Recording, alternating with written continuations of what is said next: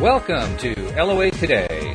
Walt and Dark Dry Drew here on this Thursday, November the 8th, 2018. It is 4 p.m. New York time. That's 1 p.m. Los Angeles time, 9 p.m. London time. And Drew's here with Mimi, the Wonder Psychic Dog, who's going to be sharing all kinds of cool stuff today. There she is. That's right. How's she doing there? All right. A happy little dog. I like that. It's always hard to get the dog to look at the camera, but that's all right. We'll let her go on that one. Yeah. So. I opened the window, so she's fixated on what's outside. Yeah. That's always going to be the case. Anything, sight or smell especially, is going to be a big thing, I'm sure. Yeah. So, hey, it's been a couple weeks. How you doing? I've been doing well. Yeah. Good. Yeah, last week was out, but this week I'm back ready for more.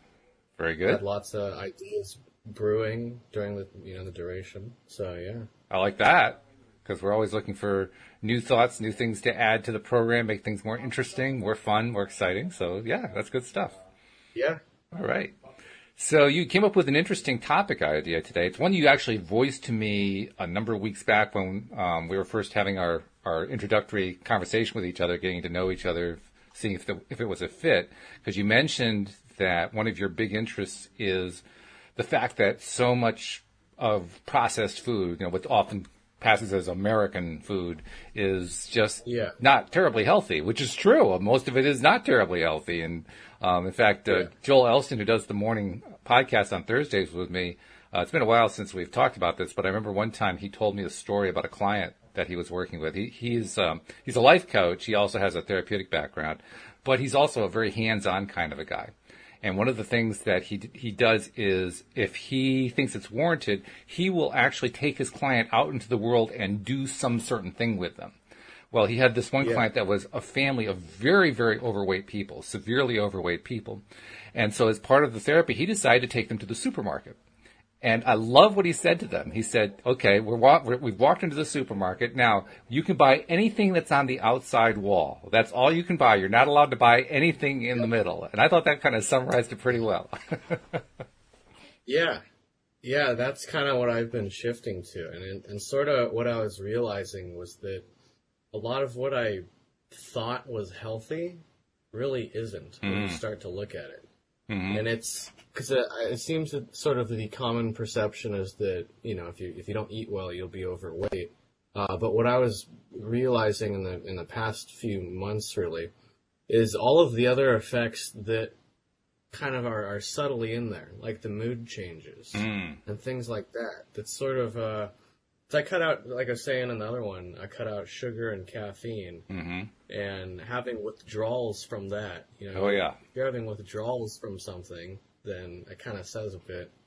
And so that's sort of been on my mind a lot about what I was taught was healthy, for media as a child, and then now being like, well, just because it's a fruit or a vegetable doesn't mean it's healthy if it's in a package, Mm-hmm. And so I've kind of been trying to figure out how much of an impact that has in terms of the law of attraction, because if you're trying to align yourself with a certain path, and then there's things that you don't even realize that are having a negative impact on you. It's like, where do you begin to go find all that? And so that's what I've been trying to figure out lately, is like which aspects of my life. Like, for one of the things is I haven't had a sleep schedule since middle school. So over 8 years. Yeah. And for me, I never really cared. It was just not something that happened. But when we went on a trip to Europe, my family, and when we got back, everyone was horribly jet lagged, except for me. And that's when I realized that my entire life has been jet lag, since I don't have a sleep schedule. So now I'm like, okay, I need to start getting a sleep schedule, start eating healthier, stuff like that. It's sort of been creeping up on me. But like trying to align all of that with, the vision I have for where I want to go. Makes sense. Well, you asked if there's a law of attraction component, and the quick answer is I don't care what you're talking about in life. There's a law of attraction component. It ties in with everything, because literally we attract everything into our lives. So I mean, as I look around your room, everything that I see in your room and everything that you see in my room here, we attracted it. I mean, we can talk about how we went out and bought it or somebody gave it to us. We attracted it. We attracted all of it. And that's just the things in the room. So literally anything that's in our lives we attract. And we know also the basics of how the law of attraction works. You know, what we focus on, what we think about, what we develop big feelings about, and so forth. That tends to be what we attract, particularly taking into account whether we're focusing on the thing itself or the lack of the thing. That's a big factor that's involved. But, you know, overall, it's our focus that's making the difference. And so, yeah, I mean, you mentioned television commercials. If you're focusing on television commercials and you're focusing on them a lot, guess what? You're going to attract stuff that's related to those television commercials. It may not be that particular product, but you're going to attract stuff that's of the same vibration, as they say, right? The same kind of stuff. Yeah. So that's the quick answer. And that isn't even all that quick. I mean, there's so much to it. And I think that, especially because a lot of those ideas are kind of implanted when people are young. I think that's when a lot of my perception of because I never had a nutrition or health class, which I realized probably would have helped a lot a long time ago. Well, maybe not. But when I was in school, they had what they called health class, and let me tell you, it was useless. It was absolutely useless. That's true. They do seem to keep contradicting past studies over and over again. You know, something's good, something's bad. And that's where I finally, because I used to be totally science-based and just well, what do the studies say? But now I'm realizing that the best study is to just do it yourself and see what feels best. That's a really good approach. Yeah. Yeah. So I'd taken it all into my own hands and cataloging everything and seeing. So on the mirror exercises, I'm trying to be more consistent, but I have done it a bit. Oh, good for you. The things like that, yeah.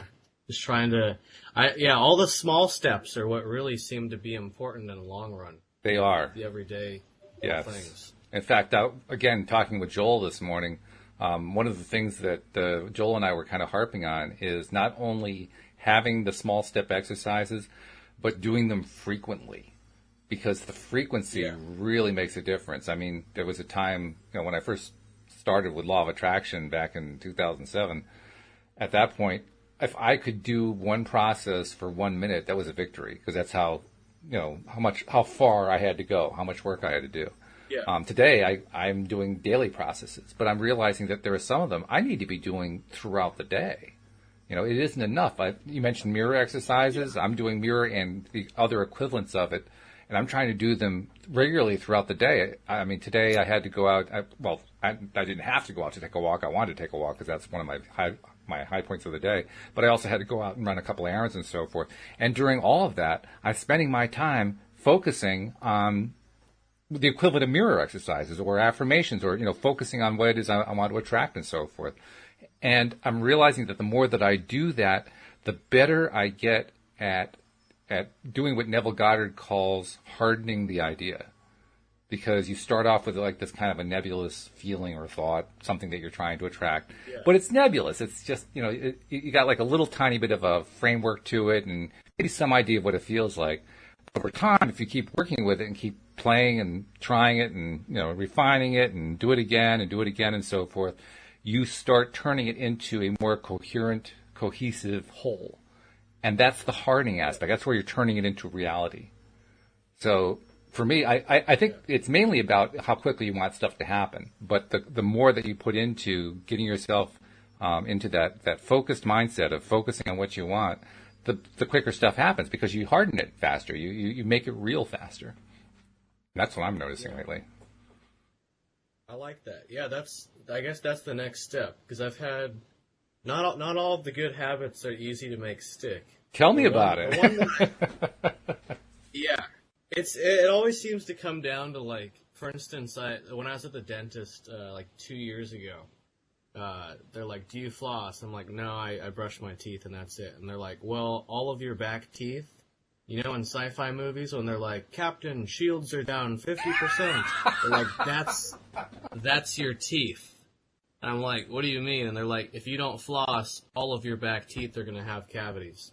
And that was the motivator that, I don't want to lose all my teeth. So I've flossed every single day since then. But then eventually the positive benefits outside of not losing my teeth have begun to show up, where my gums look nice and teeth look nice. That took a while to get there. So Well, good for you. yeah, so trying to get that motivation to some of these other things. Meditating also, I've had trouble doing consistently, but I always feel better when I do it. Well, that's good. That's good. I actively don't do traditional meditation. I was talking about that both with Joel and with Cindy yesterday. What I do is alternative forms. I do what they call a walking meditation, and I do what I call meditation, but it's more like going to sleep in the middle of the night when you woke up. I take advantage of the fact that I woke up. Oh, geez, I'm awake in the middle of the night. I really don't want to be awake now. Well, this is a good time because my mind is very susceptible. It's very open. So I'm just going to do some visualizing and imagining and so forth, and do that for about 5 minutes, and all of a sudden I'm asleep. So it's a good way to go back to sleep. That and the walking meditation is where, especially if I've got something going on that I don't like and I need to just kind of shake it off. I've done this for years, but I didn't realize it was meditation. I would get up and I would pace the house. And as I'm pacing, I'm shaking my arms and shaking my hands like, come on, shake it off, shake it off. Kind of like a dog shaking, when they got water on them or something like that. The same kind of thing. And somebody said to me, well, that's a walking meditation. I said, really? Cool. You mean I've been meditating all these years and I didn't know it? Yeah, that's awesome. Yeah, but I can't just sit down in a chair and just meditate and focus on my breath. I mean, I lose interest in that so quickly. But the alternatives I can do. I'll have to try that. Because the one I've been doing is a body scan, and I have an app on the phone, and it's just it's guided. So focusing on your from top of the head and then moving down slowly and just breathing out all the tension. Right. But yeah, that seems to be, if I can focus, because there are times where my mind's just because I've always had like a really hyperactive mind, like not quite ADHD, but enough that I get sidetracked pretty easily. I know what that's like. And yeah, so trying to meditate, because my mom took me when I was like 14 or so. There's the Buddhist center nearby, and we went there and I enjoyed it, but it was like 40 minutes, and that was a pretty heavy intro. Yep. So I wasn't like scared off, but I just wasn't, I wasn't like super keen on it. Right. So the starting was 7 minutes, and then now I'm at 14 minutes, and that's like a little bit more of a struggle because the pacing's a bit different. But yeah.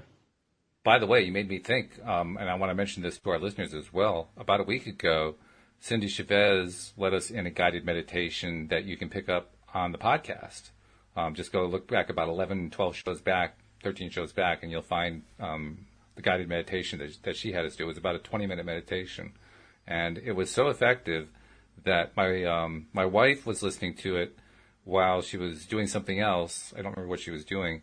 And she got about 10 minutes into it and found herself falling asleep, and she couldn't do that because she had to go do something, so she had to shake herself out of it and go. Meanwhile, I'm sitting here, I'm running my board here, right, because I got all these things that I'm trying to run in order to do the live stream to the Law of Attraction group and the podcast recording, and you and I doing our exchange and so forth, the volumes. And about 8 to 10 minutes into it, I found myself going, and no, I got to do the board. So it was very effective. That is the one thing where I have just about fallen asleep a few occasions, and so getting that balance right between relaxation and sleep, yeah, definitely. From what I've heard, it's actually not a bad thing to fall asleep. And obviously, you do want to be able to maintain your alertness and so forth, so that you can, go on with your day instead of falling into a nap state. But it's just not a bad thing. It's just not desirable. Often we want to get on with our next task for the day after we're done with the meditating. But like you said, that's a balance that just comes with practice. Yeah, and that's what I'm kind of realizing, is that most things in life that are important are kind of a slow burn, and that it's just persistence. Yep. So coming to terms with that. So let's go back to food for a minute, because I thought you brought up a good topic. I'm curious to know were there particular aspects of what's in food, what's in processed food, that through your experience you found, well, I've got to stay away from this stuff, or was it just that you were doing reading, or you'd watched a movie, or what's been your motivator where all that's concerned? Well, so I've been trying different diets for the IBS symptoms, and none of them worked until the low FODMAP one is like the best thing I've found, and even that isn't like it's better than everything else, but still not like a good baseline for where I'd want to be. So starting with that, cutting out sugar, caffeine is possible irritant. And so the list is like a good place to start. And then from there, I've been trying new things. And then, like I had a beer and I was sick for like 3 days. I was like, okay, I know I can't have beer. So no more beer, even though I loved all the Belgian and German imports. So had to cut it out. And then caffeine and all that. And then also the fact that, when I cut out all that and did the bone broth diet for 2 weeks, I lost 20 pounds and looked human again. And it wasn't all necessarily like just because I wasn't like super overweight, but I looked inflamed. And one of the things I noticed, and I guess it sounds kind of odd, but my belly button used to be sensitive to the touch. Which when I had a girlfriend, she poked me and I'm like, ow, like that doesn't feel right. And I never really questioned why. I was just like, oh, that's it. But after having cut out all this, there's no sensitivity there, which to me says, intestinal inflammation or whatever else, gut, inflamed from all the crap food essentially. Right.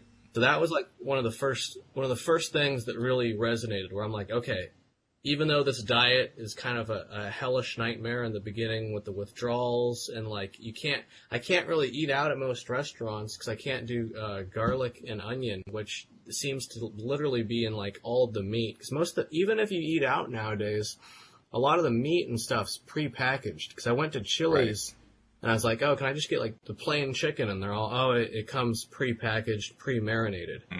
Even eating out where I would think, like, at a semi-decent restaurant that, find quality ingredients, even there, it's like, it's still processed food. And so I'm like, all right, that's why now I've been doing pancakes almost every day, which when I was a kid, I used to eat, like, the kind of unhealthy ones, but now it's 2 bananas, 2 eggs, 4th cup of gluten-free flour. It's the only thing different from a smoothie is the fact that, it's a breaded item. So I do that in smoothies, and I'm eating, getting some fruits, and then cataloging everything. That would be like my number one learning lesson, is to just catalog everything, because it seems like you can remember. But when you have it all written out, you're like, okay, on this day I did this, and I'm feeling better now. Because, this would work with, I think, I feel like a lot of people's health problems are definitely related to diet, and they don't even realize it. And by health problems, the big one that I've been thinking about is mood disorders. Because a lot of young people, the suicide rate for young people keeps going up, at least from what I've heard. True. And apparently it historically seems to have been worse for men, but from what I read, it's getting worse for women now. And I think it's partly due to technology, social media, and stuff like that. But I think that the American diet is kind of like finally taking its toll on everyone. But no one, like in school, you're not taught to eat healthy to like have a positive effect on your mood. Instead, it's just like, oh, you want to look good. You want to look like all the models and the celebrities and Really? Oh my goodness! Wow. So yeah, So I've trying to figure out like how to get that knowledge to young folks, because for me it's like, well, if I had known that, then how to suppress the mood disorder stuff, the depression kind of symptoms. So all of that's been a lot better lately, which it was a problem for years. So, yeah. If you're having withdrawals, Oh no, go ahead. Go ahead. I was gonna say, I think that the thing that got me was like, if I'm having withdrawals from food, like, who has withdrawals? Drug addicts have withdrawals. American food is basically drugs at that point if you're addicted to it, you know? Mm. And I was. So cutting all that out, I'm like, okay, this is poison. This is gonna kill me if I don't cut it out. That's kind of how, yeah. I guess that's a bit of a ramble, but No, that's all right. Kind of stuff that's, yeah. I think there's a lot of truth to that. No, I think there's a lot of truth to that. I do think that because we live in a deliberate creator or even non-deliberate creator universe, like a creator universe where we're always creating everything that comes into our lives. Yeah. Because of that, there's also the thought process that's important because it all begins with a thought process. And certainly being aware of what you eat plays a direct role in your thought process because you think about it, right? You think about the foods, you think about how they're affecting you. How, do you like the flavor? Do you like how you feel after you eat them? Are you associating with this, that, or the other condition? I mean, it's all part of the thought process. So it's actually pretty vital information to know, you can do something by looking at the way your diet is and restructuring it and deciding that you're going to change it. I just wouldn't want to overlook the role of the thought process because I think the thought process is where it all starts. I mean, I think I'm just kind of adding on to what you're saying that, yes, you do want to look at the diet, but start with the thought process first. It's kind of like what Abraham says. Abraham at one point in their book, I think it's the book, The Astonishing Power of Emotions. In that book, they have a number of little subsections that are about different kinds of scenarios that are typical in the lives of people who come to sit in their chair, their hot seat. And one of them is about weight issues. And they tell this really interesting, it's not so much a story as it is sort of a story/analogy, kind of like a generic story that's very typical rather than one particular person's story. And in this story, they talk about how there's a person who is dealing with weight issues, and they're kind of depressed one day, and they feel like they need a pick-me-up, and they're walking by an ice cream parlor, and they said, I think I'm going to go into the ice cream parlor and get some ice cream. That's always a good pick-me-up for me. And then instantly they start having a fight with themselves, like, oh, well, no, I can't really do that, because if I have the ice cream, that's going to feed me all this food that I don't want, and I'm going to put on weight instead of taking weight off, and it becomes this ongoing thing that goes on. Abraham's response was, actually, you're kind of doing the whole thing backward. What you got to realize is that it all comes down to what you're thinking about and how you're thinking about it. How are you feeling about it? And they make the really astonishing claim that if you walk into an ice cream parlor, and this is me paraphrasing, this is not exactly what they said in the book, but it's the gist of it. If you walk into an ice cream parlor and you, on some level, are resonating with the idea that if you have ice cream that day, it's going to add to your weight problem, you can take it to the bank, it will add to your weight problem. If, on the other hand, you have a completely different mindset and you're walking with a mindset that you're just going to have and enjoy ice cream, it's not going to affect you in any way in terms of your weight, you don't even think about the weight, it's not a big deal, it won't add anything to your weight. And they make then the astonishing claim that if you had 1,000, and I can't even imagine this, if you had 1,000 tubs of ice cream and you went in with the idea that this is going to be bad for you, it'd probably kill you. You'd put on 5,000 pounds. But if you went in and you had 1,000 tubs of ice cream and you had 1,000 tubs of ice cream, presuming you could actually eat all that, and that without getting sick, if you could do that with the mindset that it was all going to be fine, you wouldn't put any weight on because it's all the mindset. The mindset, they say, is what's making the difference. And it's a pretty outrageous claim when you think about it. But it does make a very valid point. The mindset drives everything. And the simple fact is, I mean, if you've got a weight problem and you go into an ice cream parlor, you could try to pretend to yourself that, oh, no, this isn't going to affect me at all. But if you got a weight problem, I guarantee it's going on in the back of your head.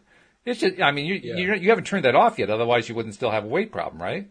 So you can try to talk yourself into it, but you're still going to go in there. You're going to put on the weight because you still believe you're going to put on the weight. It's just guaranteed. Yes. Aligning your mindset and your goals. Yes. I'd say that's the takeaway. Yeah.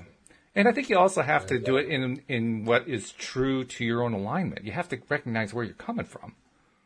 You know, I mean, Yeah. if you're still, it's kind of like being you mentioned an addiction. It's kind of like being a drug addict or an alcohol addict or a sex addict or a gambling addict. If you're still in the midst of it, if you're still learning to come out of it, you're still vulnerable to it. So you don't go into any kind of a approach based on, well, this is going to solve my problem for me. I'm 100% sure. And the proof is in the pudding because I've already lost the weight, because you haven't yet. You know, you could try to talk yourself into it, but until you clear up what's going on in your head, you know, you can make the bravado all you want to, but you're going to basically set yourself up to failure. Whereas if you go in with the idea, well, I'm going to make some improvement, I'm going to change my lifestyle, and I'm going to change my thought process, I'm going to improve, I'm going to take steps, and you approach it that way, now you have a much better chance of winning and making improvement and seeing tangible gains, because you're not expecting an all or nothing. All or nothing is a long step to take. Yeah. Yeah. That was the challenge for me with a lot of this, the dietary stuff. The fact that, well, for one, I'd say the stomach problems, and I'm sure there are other problems like this that are a challenge. It's something where you can't like if I injured my arm and I was moving it in certain ways, I'm like, oh, that hurts. I need to, move it back like this more. I can't do that. But with the stomach problems, it's like 3 days is the period in which I could get sick from something. Wow. Yeah. So I have waiting 3 days to check the effects of that. Mm-hmm. And so then it's like, do I eat the exact same thing all 3 days except for one new item and then hope that, and so it's like, when you're in the moment, it's a lot harder to do all of that. Yeah. To kind of eat the same thing every day and to run tests like that. So trying to find sort of, whatever motivation. I guess the small positives that come along the way, those are really the important thing. It's not, like you're saying, it's not all or nothing where you're like, okay, I'm better now. It's like, I am better than I was yesterday. Right. That is success. Yes. Absolutely. So, yeah. By the way, we have a couple of comments. First of all, Amanda said hello. Hello, Amanda. And Sarah said, yes, processed foods and refined sugar always make me so unmotivated, sluggish, tired, and in a brain fog, she says. Yeah, the brain fog thing, my mom was talking to me about that. I don't fully know if I have actually had it or not. I do know that eating certain things, the sluggish part, that one's like, I feel that for sure, especially with most American foods, really. But yeah, the brain fog, have you experienced that, the brain fog? I haven't had severe IBS symptoms in a number of years. I did for quite some time, probably for about 15 years, something like that. And during that time period, I could very well have had brain fog. I know that was a period of time where I was just kind of fighting on 4 or 5 different fronts. So asking me if I had a brain fog is asking me what did you do on that particular front on that particular day? I couldn't tell you. I don't remember.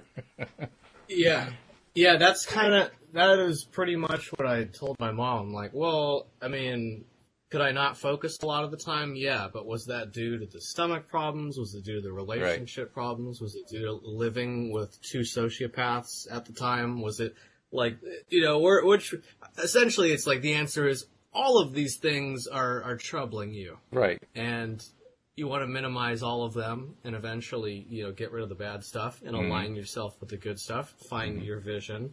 And so that's, I guess it was just a learning lesson that it takes a long time and lots of, like we're saying, persistence and dedication, even when it is looking bad or, 2 steps forward, 4 steps back, which with stomach problems seems to be, for me, that's kind of a lot of it goes. And I'm impressed that you actually stuck to the what they used to call for me an elimination diet, but for you it's like keeping tracking what you've been eating, because I was really bad at that, and I think that's probably one of the reasons why it took me so long to figure out what was going on with me. Although I did find, and this is not something I could have identified at the time, but I identified after the fact by looking back and realizing it was true. I I've often said here on the podcast that I have a lot of trouble connecting to my inner being and getting signals and getting messages and so forth. And my co-hosts are regularly pointing out all the different ways that I'm getting signals and messages, and I'm just not giving myself credit for it. Well, okay, if they're listening in, I have to say mea culpa. Here it is, one more example of how I wasn't really recognizing what it was I was doing, but I was getting signals. Yeah. And the signals that I was getting were partially physical, but they were also partly coming from inside, and they had to do with two primary things. One was water, and two was water, which is another way of saying I had to stay hydrated. If I stayed hydrated, I did much better, and that's what I focus on now. Even now, I'm not as hydrated as I should be on a regular basis, but I'm a lot better than I was, and I can always tell. I mean, if my gut starts to act up, yeah, it probably has something to do with what I ate, but if I really think about it, have I hydrated myself today? Not as well as I could have, in like 99 times out of 100, you know? So then reach for the cup of water, have the drink. Yeah. Move on with the day, you know? It's the simplest thing. But did I get that through an elimination diet? No, not really. I got it through paying attention to inside. So I guess I'm saying, to whatever extent you feel you can, pay attention inside. Because even somebody like me who thinks like he doesn't have much of a connection, turns out he has a pretty good connection. Yeah. That's a good point. A lot of it's kind of, it can be, for me, so my best friend's in Europe, and he's been traveling. Mm-hmm. He was in Prague, and now he's in the country of Georgia, waiting for his work visa to go through in Prague. Wow. And he messaged me because he was in a bit of a state of crisis, just having a hard time with it all. Like, dude, this isn't super enjoyable, and it's been kind of rough because it's a lot of just sitting down at park benches waiting for the Airbnb to open, stuff like that. And I'm like, well, here's a good benchmark for you.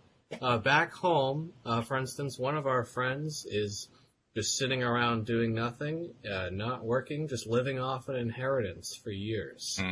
And would you rather be doing that? And he's like, no, what I'm doing is much better than that. And I'm like, well, there you go. So start looking at the positives. There you go. It's all just there. If you look at it in a negative mindset, it's going to be negative. And so he's like, all right, and it helped him. But it's one of those things where you can't just do it once. You got to keep, looking back. There's an old cliche about that. I used to be upset about the fact that I had no shoes until I met a man who had no feet. Yep. Yeah, that pretty much sums it up. Yep. Yeah. So, and that's kind of, that's where I've been sort of trying to continue looking inward lately in every capacity, just to kind of, and then also it's like you never really can compare your life to anyone else in like any meaningful capacity, because when you start to look at it, it's like, well, where did they grow up?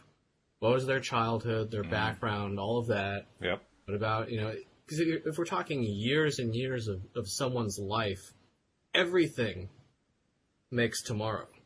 Mm-hmm. So I guess I've been kind of trying to figure that out, about how to like take those small steps in my life, and then also to have empathy for others when looking at them and being like, okay, all of the actions they've taken have gotten them to where they are today, whether that's a good or bad place. But just to take them as they are, and to not try and to put judgment, sort of. If that makes sense. I think so. I think so. And there are also lots of indicators. I mean, I talked about the connection to the inner being, but there are also just plain physical indicators about, giving you clues about what to do or what to look at, or, where to consider making changes, that sort of thing. Again, this came from the conversation that I had with Joel during this morning's podcast. He pointed out that there are a number of different figures given as to how many thoughts the average human has in a day. Some say, 60,000, 90,000, 150,000. It varies depending on which authority you're listening to. But whatever the number is, it's a lot. We'll stipulate that it's a lot of thoughts. And yet, if you were able to take inventory of those thoughts every day, the amazing thing is that you find that about 90% of them are the same thoughts you had yesterday. And they're also the same thoughts you had the day before, and the same thoughts that you had the day before that. And if you can become cognizant of that, you become aware pretty quickly of what your thought pattern is. just because you can count on the fact, and a lot of it is because of the way our days go. You wake up in the morning. What do? You get out of bed, you go to the bathroom, maybe you shave, maybe you take a shower. And what do you do the next day? You get out of bed, you go to the bathroom, you take a shave, take a shower. I mean, you're doing the same kinds of behaviors every day, and thoughts are involved in each one of those behaviors. So, of course, a lot of the patterns are going to be the same from day to day to day.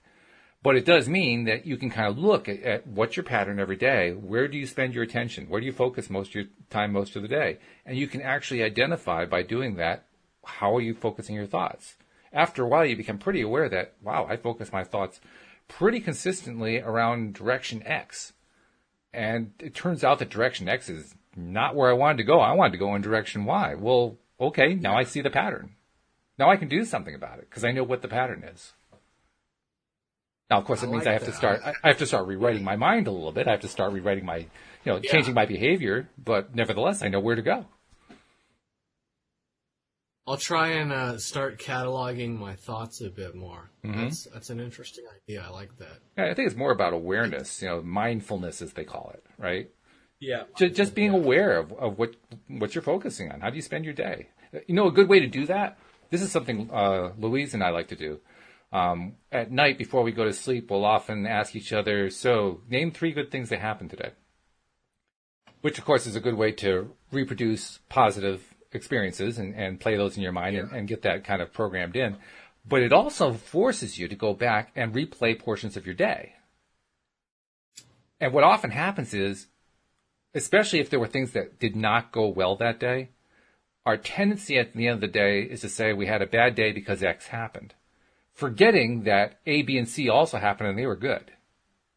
Yeah. But when you play the 3 good things game, you have to go back and remember what they were. And if you play the game well, what you do is not just remember them, but you kind of play them through in your head again. How did it go? How did A go? That A worked out really nice. It was a nice event. It was a nice little piece of the day. How did that play out? And then play out B, and then play out C. And if you take the time to do that, not only are you reinforcing good stuff in your head, but you're also reminding yourself about things that happened that you forgot about. You're pulling stuff out of the back of the mind that kind of was starting to disappear. It's a way of, you talked about cataloging, it's a way of cataloging without actually writing it down. It's just simply doing replays. I like that. Yeah. I'll have to start doing that. When I was in a relationship, we'd do that a bit. Now I guess I'll just talk to my dog, so. Well, you told me Mimi's very psychic and that you're able to channel her stuff, so, why not? Yeah, and she's a very good listener, so. Yeah, pets are wonderful that way. They truly are. Yeah. I was thinking about how if we didn't have dogs, there really wouldn't be another comparable replacement.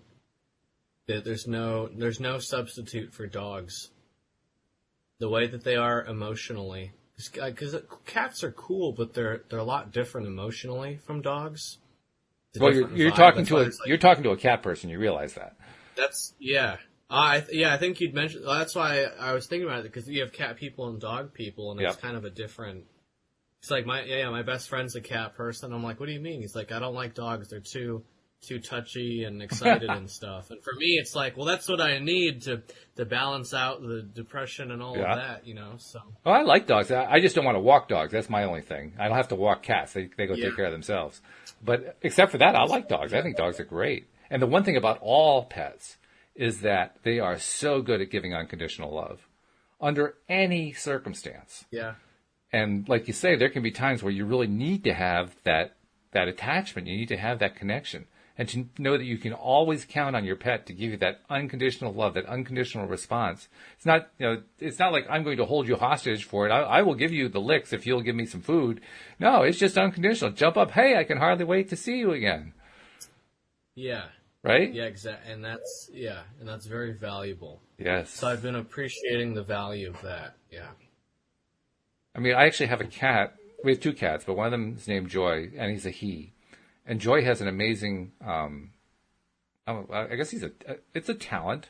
It's a characteristic, I guess. He, first of all, is the only male cat I've ever seen that grooms a female cat. I've seen female cats, usually mothers, grooming, their babies or their grown-up babies. But this is the first male Yeah. cat I've ever seen that grooms the cat, which we don't really know what the relationship is. She's either his sister or his mother, one or the other. And she insists on it at times. But he grooms her. And the other thing is, he is an appreciative cat. He's appreciative because you know how cats love to be petted and stroked and so forth. Well, after I've been stroking him for a while, and Louise experiences this with him too, he'll start licking me to say thank you. Yeah, Mimi does that. That's really... dogs and cats are interesting in that way, aren't they? Yeah, yeah. I mean, It is, expressing appreciation for being petted. How about that? Yeah. Yeah, and that's...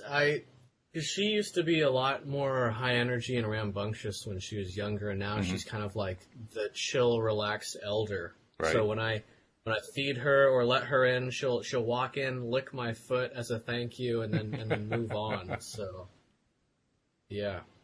Which, by the way, Yeah, getting back to food, that's a great way. It's a great antidote for food withdrawal. Have you noticed that? Yes. Eating dogs and cats? No. Not eating them. No, I mean the attention that they give you. I'm kidding. Yeah. Because Yeah, you know, if you're going through some kind of a food withdrawal or any kind of withdrawal, you need to divert your attention. Cats and dogs are wonderful for that. I mean, you can literally divert your attention so much you've forgotten that you were hungry or that you were feeling sick because of the sugar withdrawal or whatever it is. You can just literally forget about it because you're giving all your attention and your love to the dog or the cat. Yeah. Yeah, definitely. And you can feel their energy radiating outward, too. Oh, yeah. Which I like a lot. So. Yeah. And because that's interesting that what you're saying about your cat, because I think a lot of animals learn from other animals. Because for Mimi, our first dog was a lab. And so she grew up with the lab kind of as a role model. So in a lot of ways, she acts like a lab. Oh, really? But she's this big. You Right. know? So it's that the development. And the same, full circle, going back to the food and stuff, it's just the same, where it's like all of the things that the adults do when you're a kid, you don't really realize, you just take it as it is, but then that turns into... Essentially, I think the only reason that adults exist is because of adults. Like, kids are sort of this, like a blank canvas, and then the only reason they grow up is because all these adults, like, throw paint onto this canvas, and then whatever sticks is the adult eventually. Okay. So, we get rid of all the adults, they'll never, it'll just be kids forever. So, not that that's the goal, but yeah. But under your model, that means we have a whole bunch of people wandering around who are just blank canvases because nobody's been painting them. Yeah, exactly. So, oh, that's funny. yeah, that was an odd thought that occurred to me the other day. Oh, that's great. Yeah, because on Halloween, I loved Halloween as a kid. That was my favorite holiday. Oh, really? I always loved spooky stuff, scary things, and going around in all the scary haunted houses and stuff in the neighborhood. I loved that. So I've always tried to do my house up for Halloween and go outside and scare people, and my mom's passing out candy, and I've got a big pig mask on and making noises. And what I realized was that, because I've been thinking back on memories a lot lately, because my memory's been finally starting to, like, go bad, I guess. Like, at the very start of where it's... Because when I was a kid, I could, like, remember everything. Like, every single toy, I knew where it came from, all of that. Like, it was just stuck in my mind. But now, finally, I'm like, I don't really remember that and that. And so I'm starting to, like, not remember things. And so the importance of pictures and memories has been on my mind. And I realized on Halloween how important Halloween was when I was a kid, and then in developing my artistic voice. And so on Halloween, I was just, out there scaring kids, and my mom's passing out candy. And, that was one night for me. But then I realized, like, for a whole bunch of little kids, I was the scary pig man that they'll always remember from Halloween. And so that will be in their minds forever. I will have that role in there. And then I thought about all of the other people that have had roles in my life, and how to them it was probably just some small thing, but how important it is when you're a kid, about how meaningful those small things can be. And that's inspired me to, I guess, just continue with all the positivity stuff and trying to get that to others. You also touched on it indirectly, but it makes me wonder about our topic. You talked about your mom handing out the Halloween candy, which of course is, that's like the focal point for Halloween for so many kids growing up. They're going around in their costumes to gather candy together.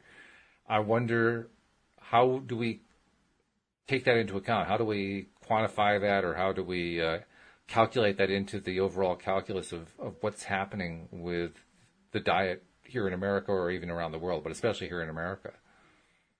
Because we're handing out sugar, right? Yeah.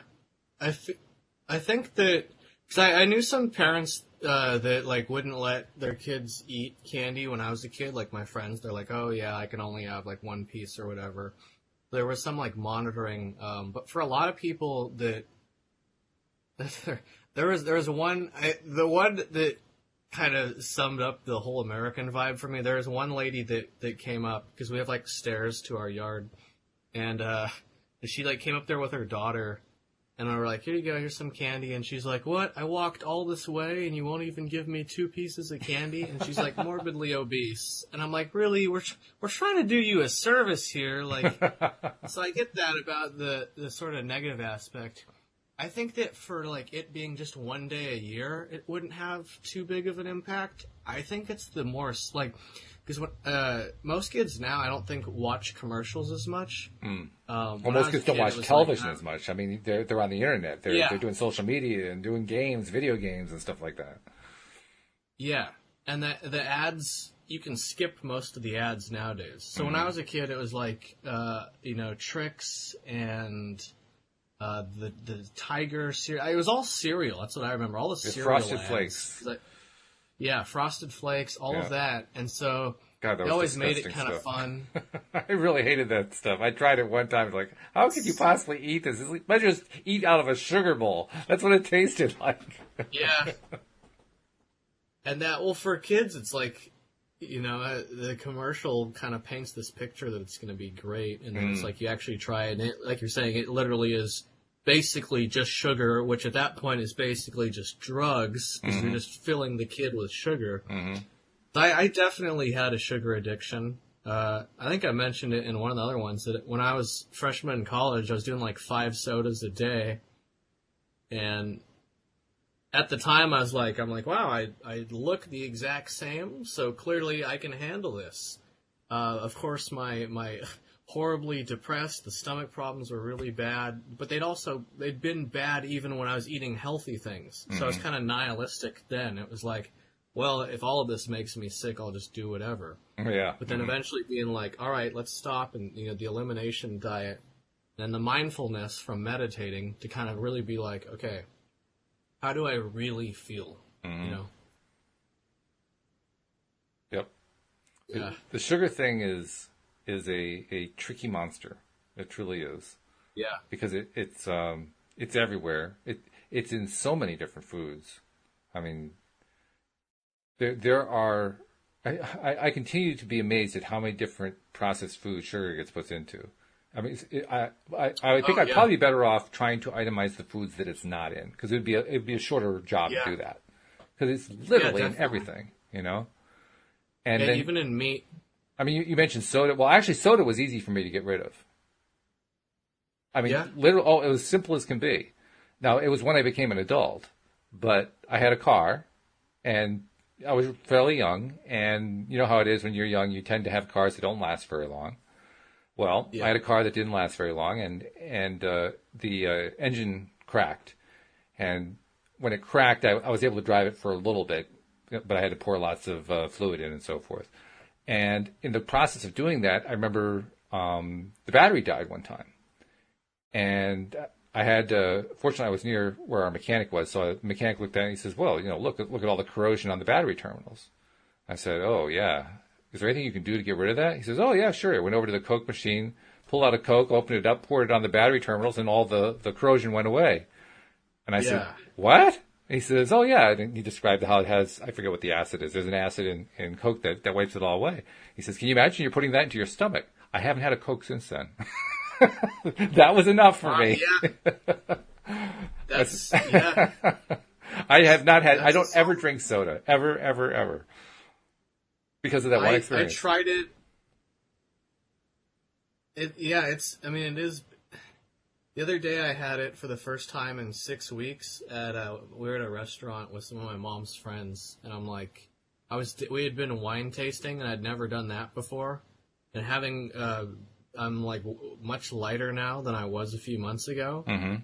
and also having not really much experience with wine, all of that adding up, I was just like, I was very messed up, did not anticipate that. So we get to the restaurant, and I'm like, I feel dead. Can I just get some caffeine? And I had 2 Cokes in like 3 hours or whatever. I'm like, all right, I feel fine. And then the next 3 days, I was sick for 3 days. I believe it. Just feeling awful, and it like turns to sludge. It does not come out well. So I'm like, yeah, no soda ever again. Nothing like that. Just I haven't even wanted it though after, because I've been doing the Candida cleanse, which is suppressing Candida in the stomach. That's supposed to cause sugar cravings. And I hardly even want sugar now. I use pure maple syrup on the pancakes and dark chocolate chips because those are low FODMAP. But otherwise, like, I drink water and then maybe a little bit of lactose-free milk. It has been a little bit of a challenge for me because my wife is still addicted to sugar, and not just addicted to it, but likes it. So, when you're married to somebody, you can either just ignore them entirely whenever they're having sugar, especially if that's a lot, and that means you're ignoring them most of the time. Not terribly good for the relationship, or you can actually indulge a little bit. So we went through quite a period of time where I was doing a lot of indulging, and it got to the point where it was affecting me physically, and I just couldn't handle it anymore. And so I was begging her, please, we got to cut down on the sugar. And I've been begging her fairly frequently for a few years now, and she actually has cut down quite a bit. I mean, it used to be a dessert after every meal. Now it's like she'll take one little square out of a Cadbury chocolate bar. That's her dessert, so it's definitely shrunk down a lot. But it can be a challenge if you're with somebody who's got the sugar addiction, because you still want to be involved with them, but you have to deal with the fact that they've got this thing going on that can affect you. Yeah, that's. I haven't had to deal with that exact experience, but I'm sure down the line. And I mean, does it have a negative impact on her though? Oh yeah, absolutely. Yeah. My wife, when before we met, my wife was bulimic. She had an eating disorder. Today, she's overweight. I mean, she's like the other side of the spectrum. I mean, she's not grossly overweight, but for the first time in her life, she's got more body mass than she should have. It used to be she was as thin as a rail, and not eating healthily that way. Well, that problem she was resolved, but now it's gone the other direction. So yeah, it definitely has an effect. And she's gotten to the point now where I wondered how long it would take. She went a long time before she started getting upset by the fact that she was putting on the weight. She finally got there, and now it's kind of like stabilized, and I'm sure now that we're through the gardening season, which has been very, very stressful for her, now that we're getting through that and she has some recovery time and so forth, I'm sure she'll be taking steps to start to reverse the process. But it affects you. I mean, it's a challenge to try to maintain your own mindset in the midst of all that. And it's actually a good time to practice to do that. But it's still tough because, if you love that other person, and I love my wife, you feel it with her. You try your best to maintain the boundaries, but you feel it anyway. You just do. Yeah. Yeah, and it's tough, especially when it's, like you're saying, it is an addiction. And it's something that you can understand why they, but yeah, trying to be supportive without being, dominating or something. Yeah. Oh yeah. And I'm always totally respectful about that because I don't want to dominate her at all. Yeah.